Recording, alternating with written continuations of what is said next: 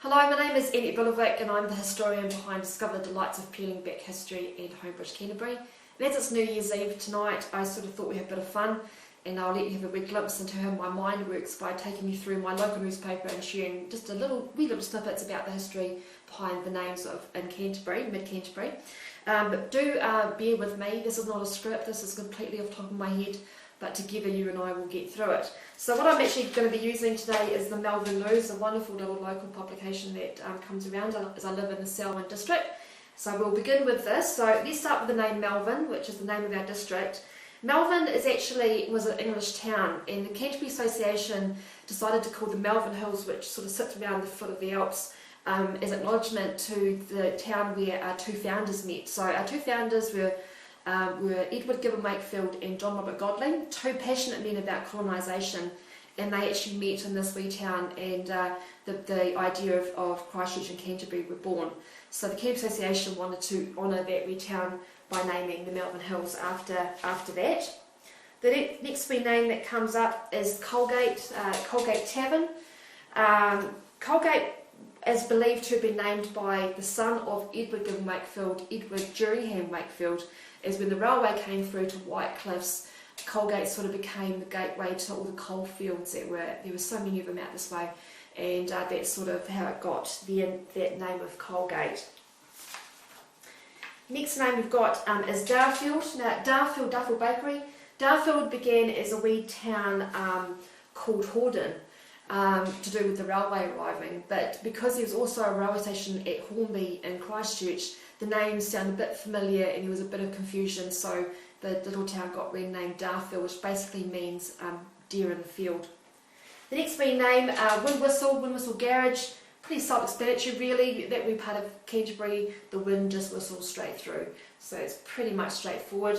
The Glen Tunnel Garage. Glen Tunnel actually began as a wee settlement called the Surveyor's Gully, and a bit of a funny story behind how it got known as Glen Tunnel was the discovery again of coal and clay, and that the railway wasn't coming out through to White Cliffs first, but to Sheffield.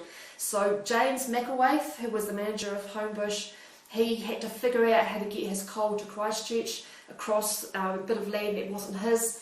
The gentleman who owned that was a gentleman called John Gibson, and he said, sure, you can, but for a fee. James McElwaith wouldn't have it, being a very stubborn Scotsman, so he built a secret tunnel to try and get his coal to the railway, and so that area became known as Glen Tunnel because of the tunnel in the Glen. So quite a cute wee story about how that wee town got its name. Next wee name we've got here is Yaldhurst, the Yaldhurst Wool Limited. Yaldhurst was named by a gentleman called F.W. Delamain, nicknamed Lamb Chops because of his sideburns. He opened stables and a raceway just opposite St Peter's Anglican Church on Church Corner in Christchurch, and that's how we came to have Yaldhurst Road. So that's how we have the name, and also he named Hornby. So he was also owned land out that way, and it was him that passed on that name. The next thing we have here is Sheffield, the Sheffield Free Book Exchange. Sheffield began its life as the name Melvin. John Gibson, who I mentioned earlier with the Glen Tunnel, it was him that named the place Sheffield after his hometown as well. Next name we've got is Ralston Storage. Ralston, of course, is named after our fourth superintendent, William Ralston, and the reason that we have his name out there is because he was very instrumental in bringing the railway out west.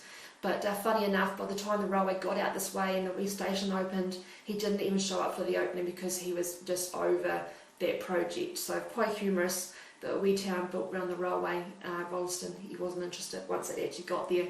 And also an interesting wee thing too is that Ralston, the E is silent, so it's actually pronounced Ralston. But we've obviously, that's sort of become the habit of pronouncing the E. Next page, got the Kuwi Challenge. A cute wee town named after a wee town in India, named by a very influential early settler, Colonel Brett. So he was very influential. When you drive through Kuwi, there's actually a wee memorial to him over this wee little water culvert, as he was very instrumental in bringing water to that part of the Canterbury Plains, which was known to be very, very dry. So that sort of acknowledges his role in things. Next page we have Courtney. Now Courtney was actually the European name for the Waimakariri. Canterbury Association tried to get that to stick, of course it didn't. But when the Cobb and Co were coming down through to the west coast, they would go through today's Courtney, and if they were sort of going down up north, Courtney, where Courtney Town is today, was the easiest place to ford the river. So the name didn't stick for the river, but the little town got the name Courtney, and that was named after Canterbury Association member Lord William Reginald Courtney. There we go. So so that wee town, and it was quite a busy wee town when the Cobb and Co went through. There was a butcher, a store, quite a wee township. But when the railway opened through Kuwi out to White Cliffs, unfortunately that wee town sort of just began to die away. It's still with us, but not in its grand state it was back in the olden days as well. Next name we have on the list is the Hororata Scout Group. Rata is actually a tree, and the name is actually sort of one name for a weeping rata or the drooping rata. So rata, beautiful tree, beautiful red flowers, and Hororata basically just means drooping rata, so drooping that sort of species of tree. And last and not least, we have Canterbury. Now, the Canterbury Association had a president who was a gentleman called Dr. John Bird Sumner, and he was also the Archbishop of Canterbury. So that sort of got adopted on the 27th of March 1848. The region was going to honour him by being called Canterbury. Also Sumner, the wee township, the seaside township's also named in his honour in Christchurch, and another wee little kind of acknowledgement to him is Addington, another wee suburb in Christchurch, which is actually named after his house back in England. So I hope you've had a wonderful time going through, very briefly, these wee names. This is the addresses of my sites. If you're not a fan already, I certainly would love you to join me and keep up with what I write about with Canterbury. Thanks very much. Have a wonderful New Year's.